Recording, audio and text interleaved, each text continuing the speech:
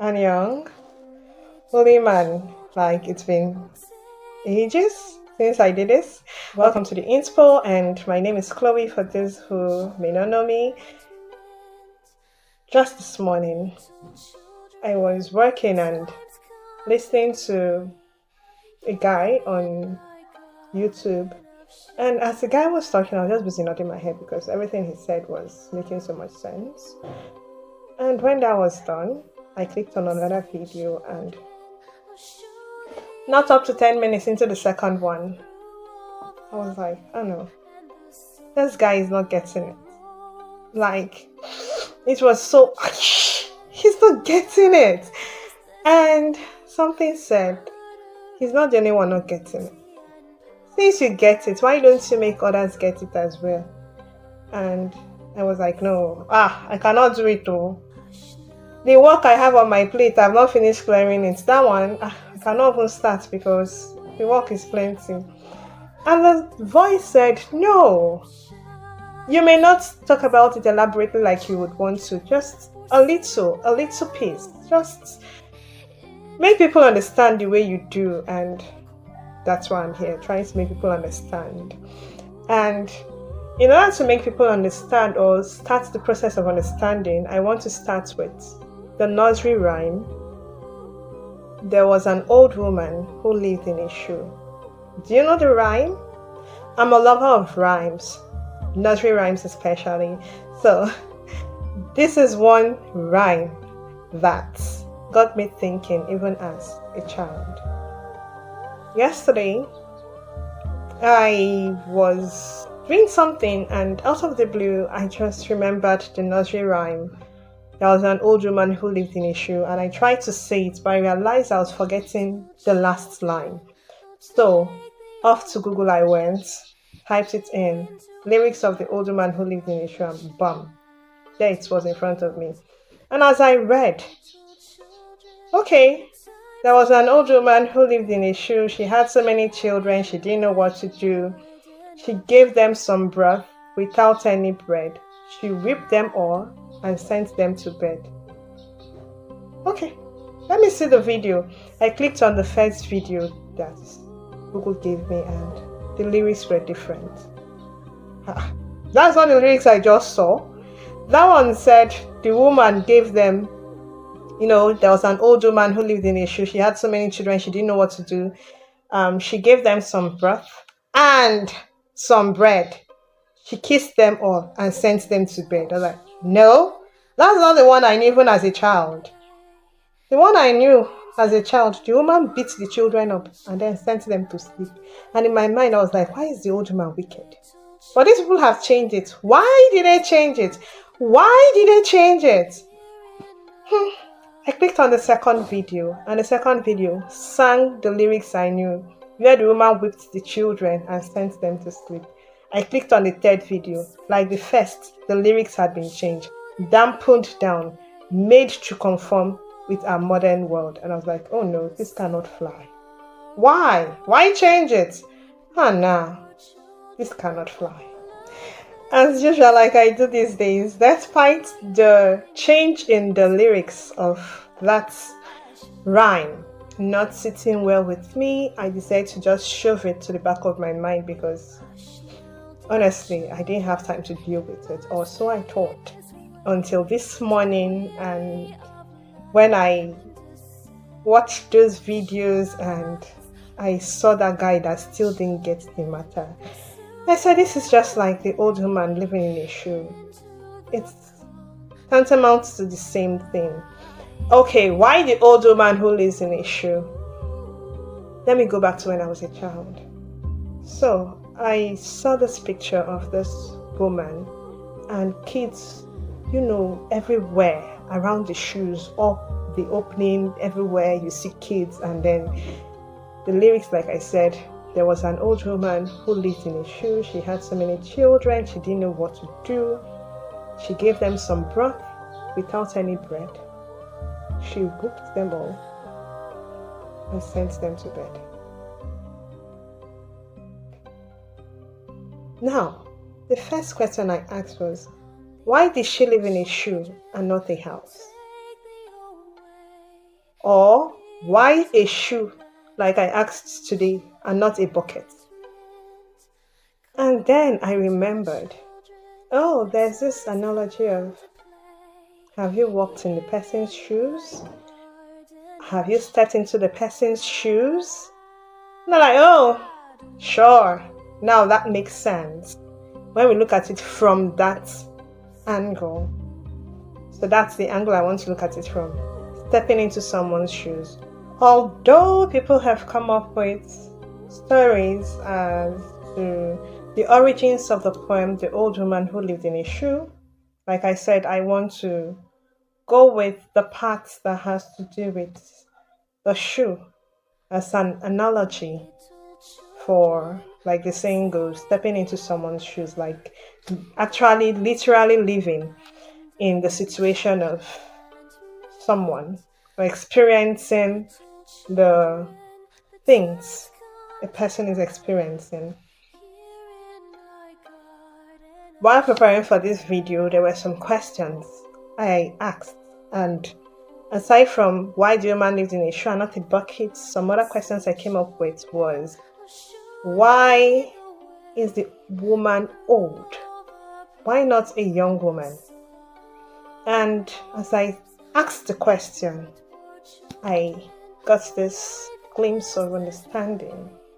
You know, in the world we live in, things change, things seem to evolve, civilizations change and all of that. Yet, despite this myriads of changes, there are some things that seem like they don't change at all. And one of such things is the matter of the LGBTQ. I call them Rainbow Nation. But LGBTQ, that's one shoe I want to talk about. The other shoe I want to talk about is the matter of whether or not there is a God and, religion in general. Even if I don't think I will ever understand your religion, but religion in general, that's the other shoe. So as to why the woman was old, things change, but some things like this too, they hardly change. Hence the old woman. The next question I came up with was, why was the woman alone? She had no companion, obviously. So despite having so many children to take care of, she was old and she was alone. Now looking at her age, being an old woman kind of like limits her capacity to work, to fend for the amount of children she had. Yet, she was old and alone. Now, her aloneness is also, negatively shown because she didn't have a support or a support system that helped her take care of the kids.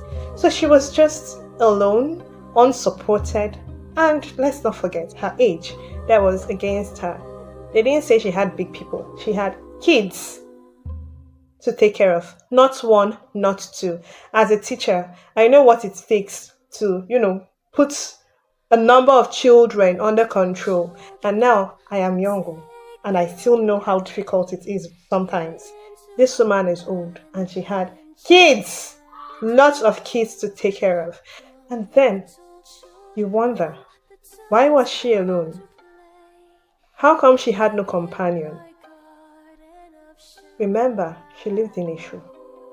When you wear your shoe, nobody wears your shoe with you. You wear your shoes alone. That's the simple reason why the woman was alone. Still on the matter of the old woman, the next question I have is, how did she acquire the children? These days, people say getting pregnant when you are advanced in age is difficult. I have one of my aunts that recently said, Chichi, you don't know say you don't get old, abi? You don't know say you don't get old. You don't go marry so that you go begin the born.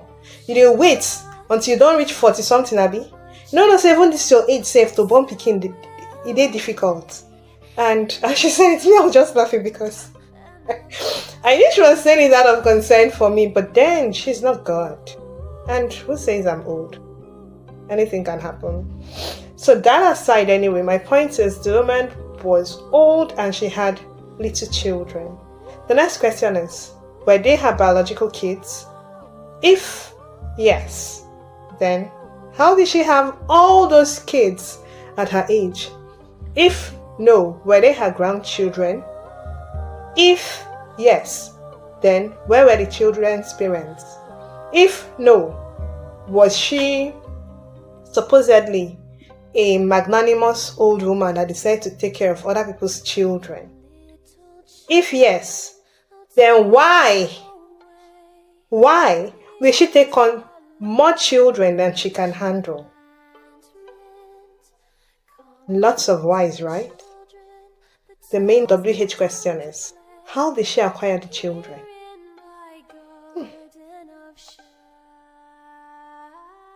Moving on, I have why the change in the lyrics. This one. Like, why did they change the lyrics from where they had the woman giving the children only broth and no bread to whooping the kids or walloping them, as the case may be? And they changed those two lines to the woman gave the children bread and broth. The woman kissed them and sent them to bed. The woman was not that loving. So why did they change the lyrics? I teach in Cambridge schools, and one thing they'll tell you is no touching of the kids. When I say no touching, I mean no touching. Meaning you don't beat them, you don't spank them, you don't punish them. As such, you find kids misbehaving. Lots of them misbehave. And you can't punish them, you can't beat them, and all of that. And yet they say there's a decline in the morals of the people in the society. That's not what I want to talk about anyway. So my point is, they changed the lyrics obviously because they came up with a law of do not beat, do not punish them, and all of that. And that is the main reason why the lyrics was changed from the original one to what we have today in some of the sites. And aside from the fact that it has become the norm now not to punish or spank kids in a bid to correct them, I understand why they came up with those though. Another thing I got from the change in the lyrics is the thing people do these days, which is blindfolding the populace. That's what pisses me off when it comes to religion. They have this way of coming up with blindfolds to blindfold the populace. What do I mean? Now, the original lyric says the woman gave the children broth without bread. What does that tell you? There was hunger. Broth is just liquid. There was hunger. The children were hungry. The woman didn't have enough to feed them. So there was suffering, there was hunger. That's why she could only afford broth and no bread. Now, obviously, we would have some people like Oliver Twist that will be saying, I want some, I'm still hungry. And out of annoyance, the woman would just pew, pew, pew, pew, pew, pew. Go and sleep! Which reminds me of when I was a kid. My God, the things that we have seen. Well, I wasn't beaten anyway, but then I have seen instances of where you see a child crying out of hunger and the parent is so angry and the parents, shouts at the child, and out of an iron, sometimes the parent spanks the child because obviously the parent has nothing to give the child to alleviate the hunger. I am laughing, yes, but it isn't funny. And it's actually happened and still happens. So one thing we can get from the original lyrics of the poem is the fact that the woman was old, the woman was alone, the woman was poor because she had insufficient resources to take care of all the children she had. Don't let society blindfold you with the loving kisses and the father bringing home bread, or the woman miraculously finding bread somewhere, or Jesus providing bread, because there are so many different versions of that poem out there.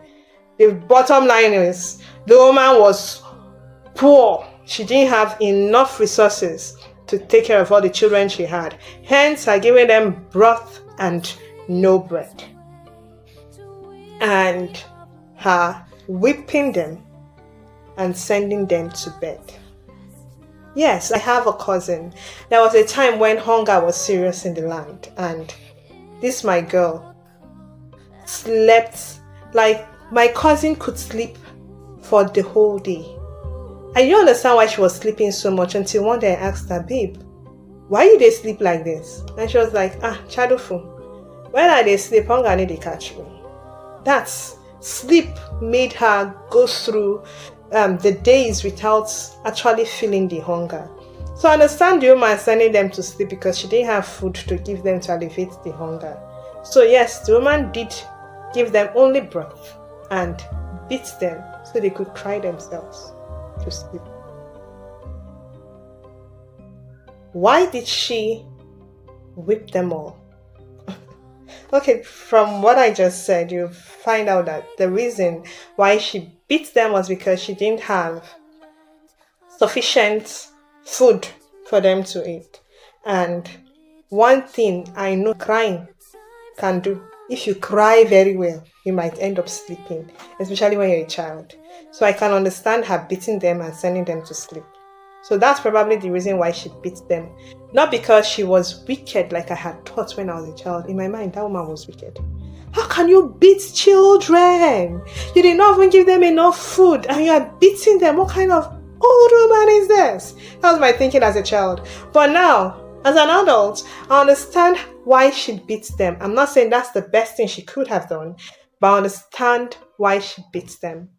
She beat them simply because she didn't have food to fill up their stomach, and sleeping would help them, while away the time till when she can give them more broth to drink.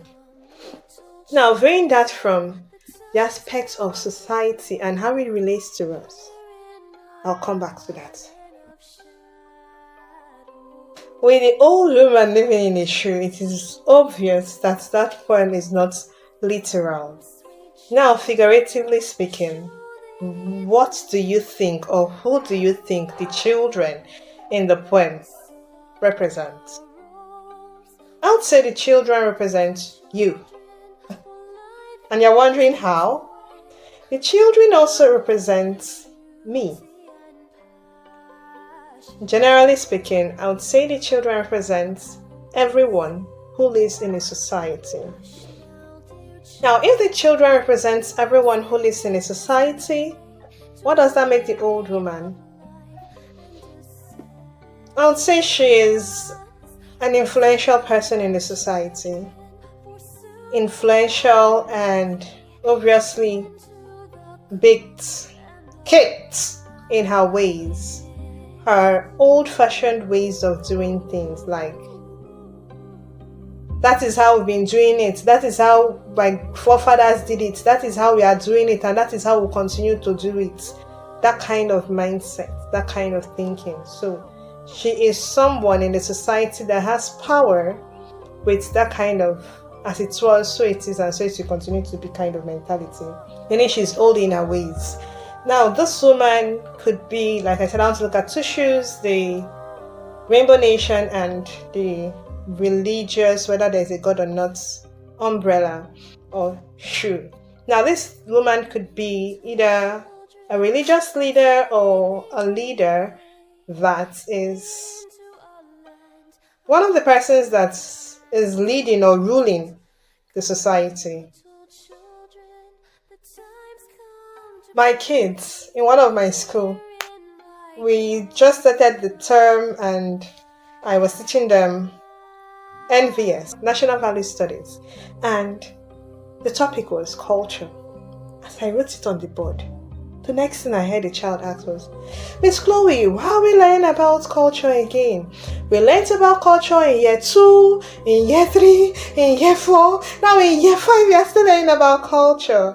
And I said, yes, just like you learned about family in year 1, down to year 6, you still learn about family. There are some topics that they keep repeating despite the year level you find yourself. So, what is culture? Culture is simply the way of life of a people. Now, coming back to the old woman who lives in a shoe, looking at the shoe, I would say the shoe is the society we find ourselves in. When I say society, I'm not talking about the people that make up the society. I'm talking about our culture as a people, the restrictions that the society places on us. That's what the shoe represents.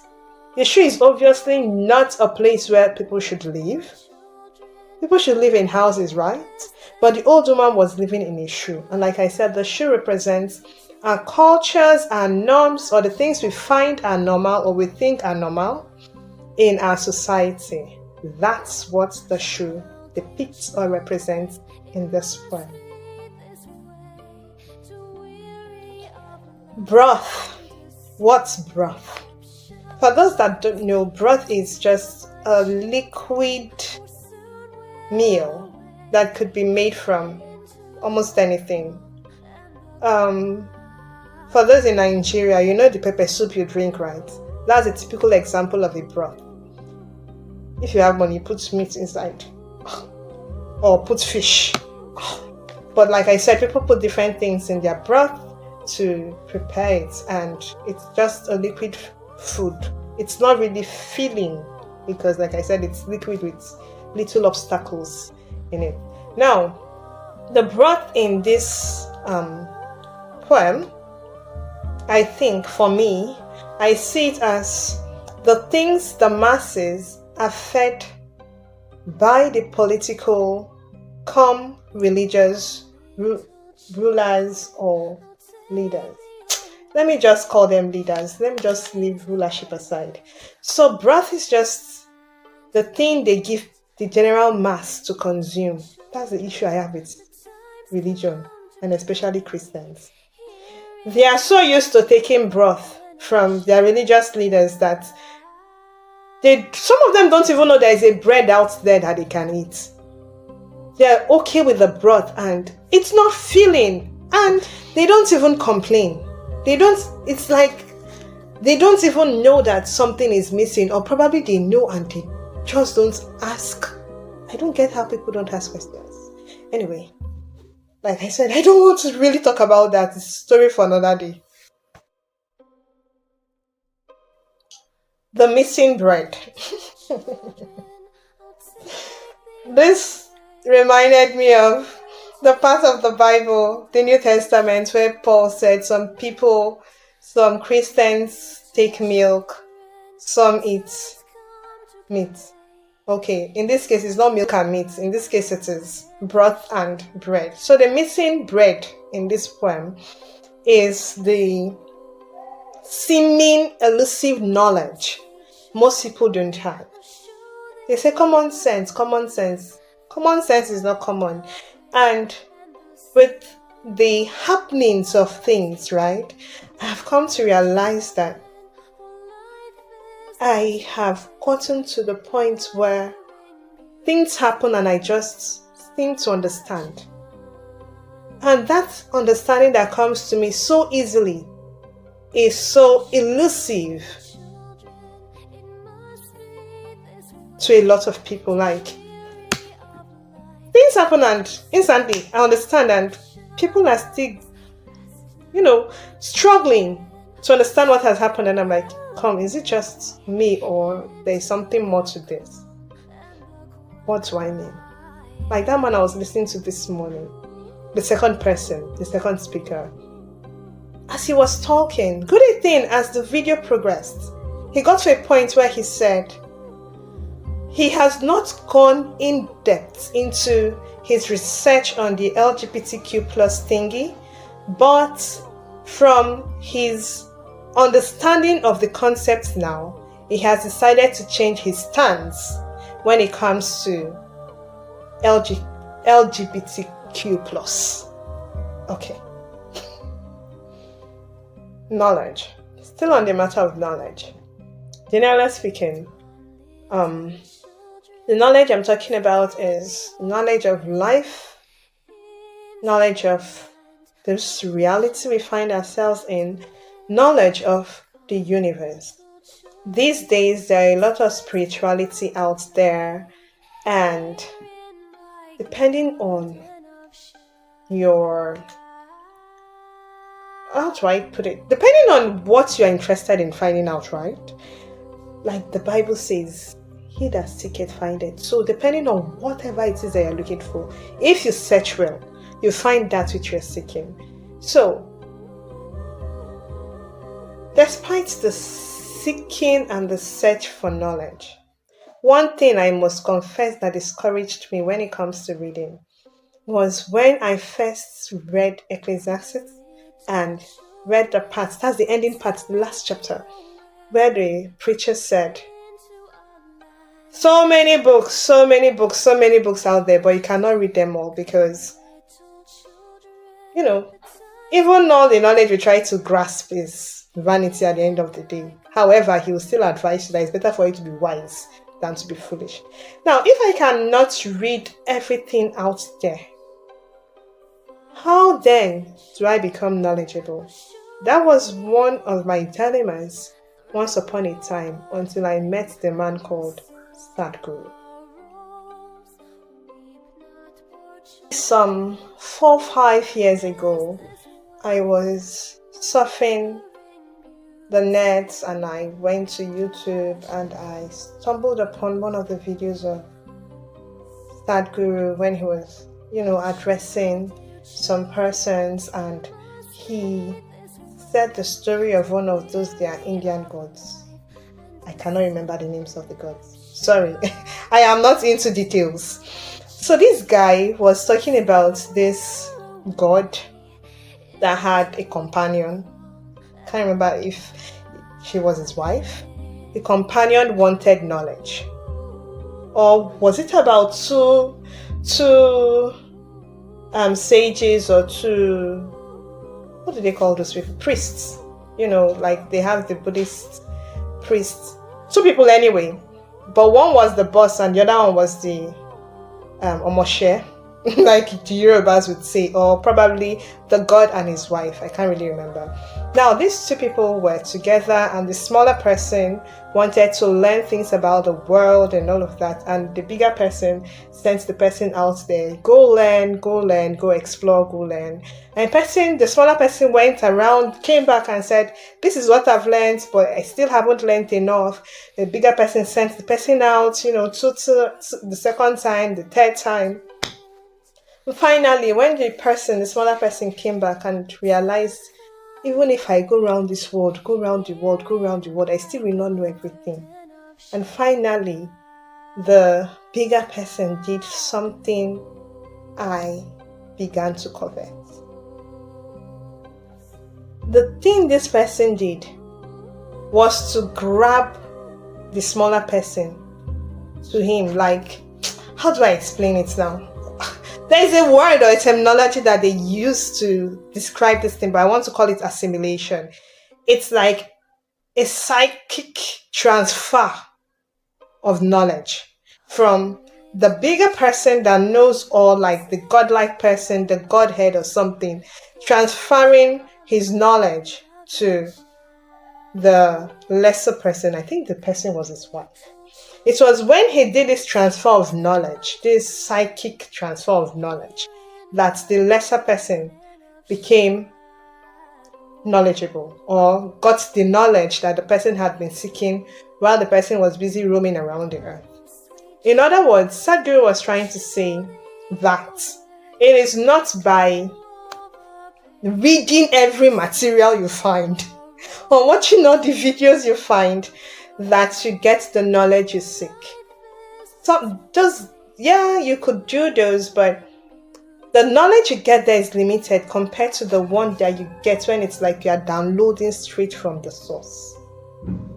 And when I learned about that, I really, really wanted to live such a life and wished I could find myself in such a position where I'll just have all these things, downloaded to me. And I think that urge increased when I watched The Longest Promise. In the series, the Chinese series, The Longest Promise, there was this instance where my girl had to learn some things in a very short span. So she went into the library, and with the help of meditation, and I can't really remember the story so well, but I think her shifu was also there to aid her. But the bottom line is, the girl didn't have time to flip through books. So what she did was, via meditation, she was seated there in the library, and the next thing we saw were the information from the books all around her in the library, flying from the books and into the girl's body and, consciousness slash subconsciousness.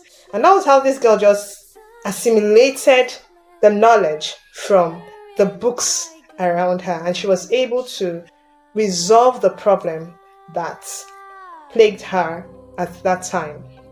So watching that took me back to the talk about that Sadhguru gave about that Godhead transferring the knowledge from himself to the smaller person that he wanted to share the knowledge with.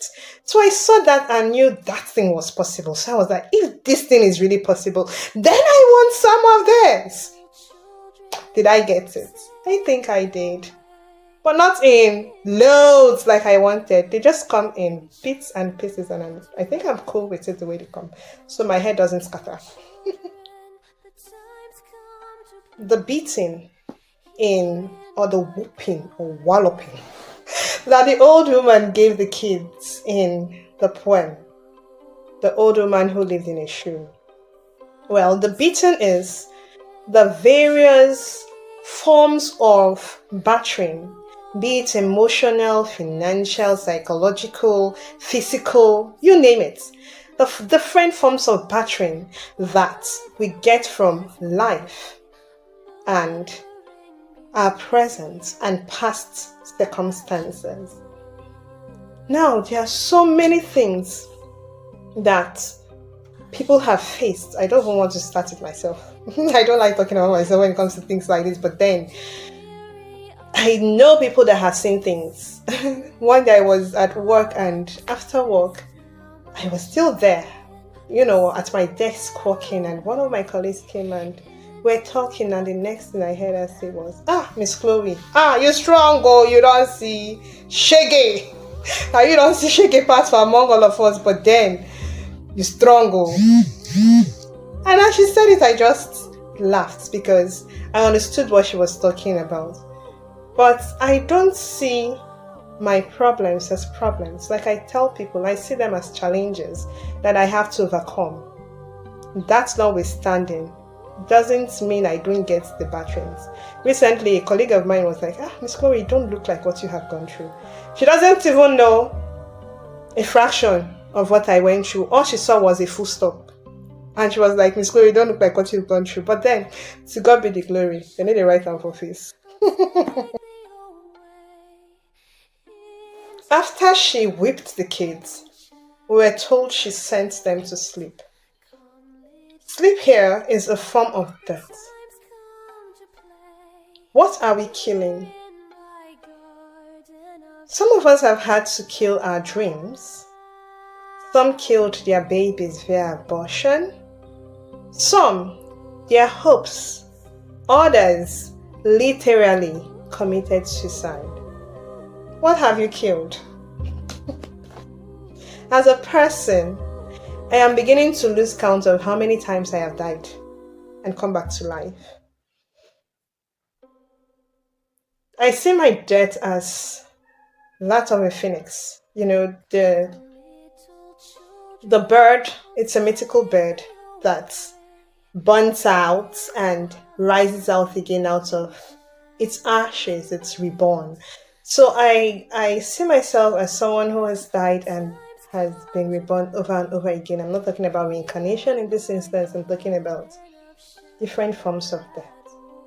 So if you read my write up, some of them you find where I'm talking about me changing, and it's like the changing is never concluding. That's because there are so many aspects to change, and sometimes while the changing is a call, tell you solemnly, many deaths are also happening.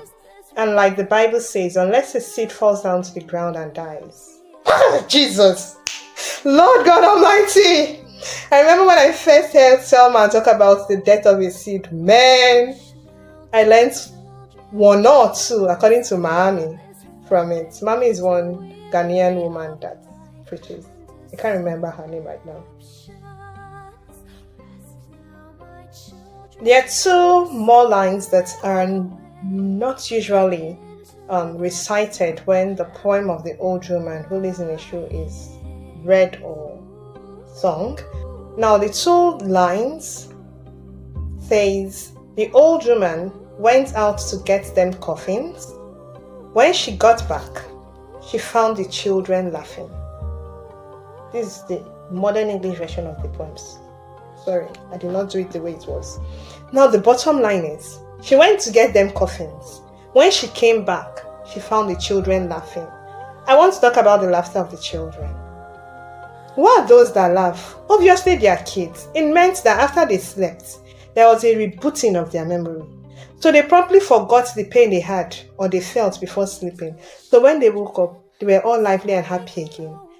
And as is usually the case in our society, you find the cycle repeating itself. The old woman giving them birth without bread, the old woman whooping them again, and the old woman sending them back to sleep, and the cycle continues. Unless something happens to break the chain. Okay, now, the laughing kids. Children don't keep grudges.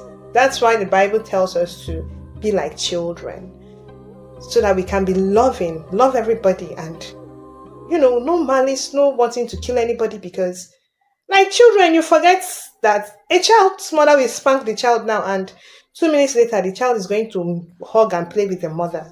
Like the child's memory has forgotten that it was the same person that beat the child. That's what happened to the children in the shoe. When the woman came back, she found them laughing. As for the laughing kids, notice that despite the woman getting the coffins, she didn't use them to bury the kids, because by the time she came back, the children were laughing. How does this relate to us as people living in a society? Remember I told you the woman could represent the leaders in a society, be they religious or, political leaders. Now, the children that were laughing, they are like society that goes through a series of problems, and somehow they, with the passing of time, they dampen, just like they have done with this poem now that they have changed the lyrics. They dampen the original effect or try to suppress it by, like I said, tweaking, changing the lyrics of things like this poem so as to, make it seem less hostile than it is. Make it, like we say, I'm going to say it in pidgin. Rats, they bite you. Rats, they blow you breeze. So that place where they bite, you no go feel the pain. Until you don't chop you finish, you can't run. In other words, you see that blowing of breeze that the rat is blowing, probably your feet that it is biting and eating, right? Blowing the breeze so that you don't feel the pain. That's the effect I'm talking about. That was the effect of the sleep that the children had. It rebooted their brain to the point that they forgot what the old woman did. Hence their laughter when she came back. Using the change in lyrics of this nursery poem or nursery rhyme, The Old Woman Who Lives in a Shoe, as a case study, I want to, like I said, talk about two shoes. The rainbow community or the rainbow nation or LGBT, that thing twists my tongue. The rainbow community and the, whether or not there's a God. I believe in God or no, there's no God. Those two shoes, right? Now, my point in essence is this. If society can change the lyrics of a nursery rhyme to suit what is happening today, what makes you think that society hasn't changed what you think is true from what it originally was? One case study, the Bible.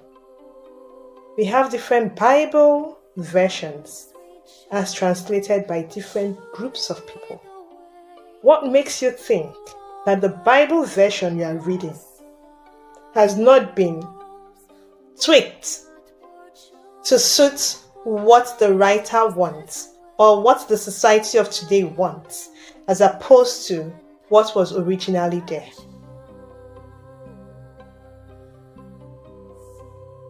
I go online and I hear people talking about how hell is not God.